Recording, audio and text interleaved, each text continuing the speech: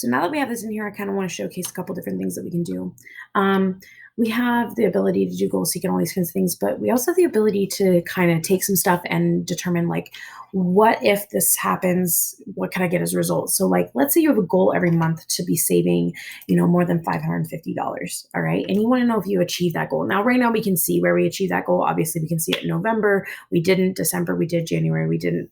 But what's really cool is you can create functions where Excel evaluates whether or not you met a goal or evaluates whether or not you've met a condition and or multiple conditions and then determines if that's true or false. So essentially like the question is, did you save $550 that month, right? If it's true, we're going to say, yay, you achieved it.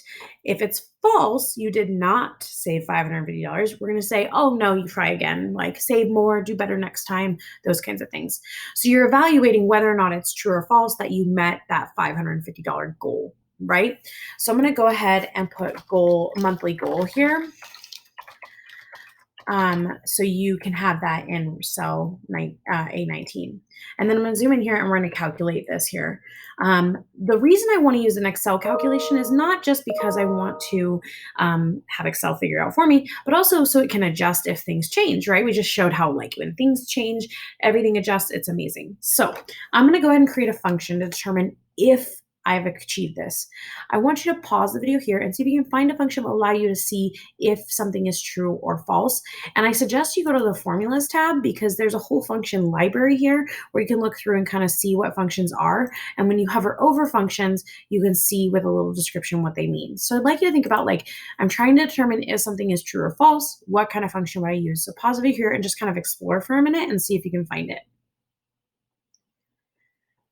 So the functions are all kind of named pretty generically, most of them. Some of them are a little odd, but you can look through here and try and find them. The other thing that you can do as you're looking through these and you're hovering over them, like I don't know what exact does, right? So I can look through these and kind of think about that. But something else that you can do is there's an insert function button right here.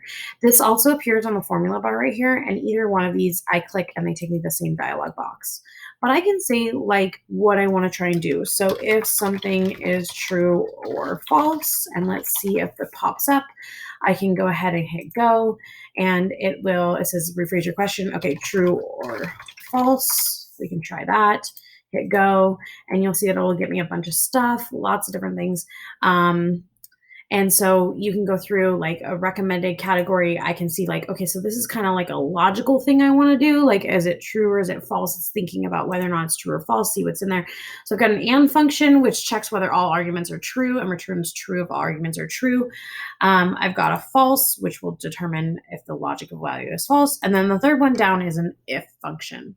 So sometimes you can search, sometimes you can find them. Sometimes you just need to know what kind of function you use. Don't forget that Google is your best friend too, to kind of figure out what you want to do. If you want to say like, I'm trying to determine this, Google will help you. Someone probably has determined what function to use.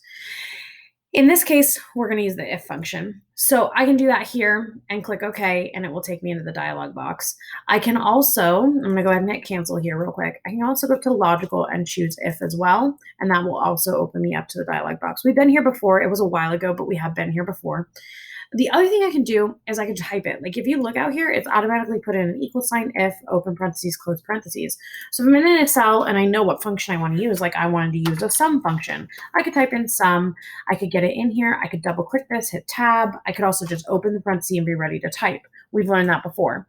I can also do an equal sign if, open that parenthesis, and you can see I have my different arguments here that were in the dialog box. If I wanted to open the dialog box from this point though, I could go up to the FX button, click it, and it'll pop me into that if function right there.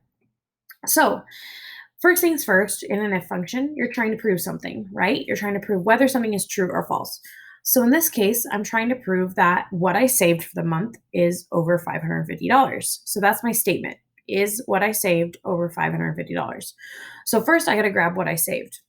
I saved $523.39 in this month. Now, I'm not going to grab all three because I'm only calculating for November right now. If I met my goal in November, because this is a monthly goal, not a 3-month goal, right? So I'm going to grab if B18. And B18, I'm trying to prove right now it's true because it just exists. It exists. Yay, it's true. But I'm trying to prove that it's more than $550. So how would I write like mathematically that this is more than $550? I do greater than, right? So I'm going to put is B18 greater than 550. It says it's false because in fact 523 and 39 cents is not more than 550. Okay? That's my test. Is it greater than? All right? If it's true, I'm going to say, yay, you had a great day. You met your goal. Okay? If it's false, and when I click in the if is false X section, you'll see it'll put quotation marks around yay because it knows it's a text string.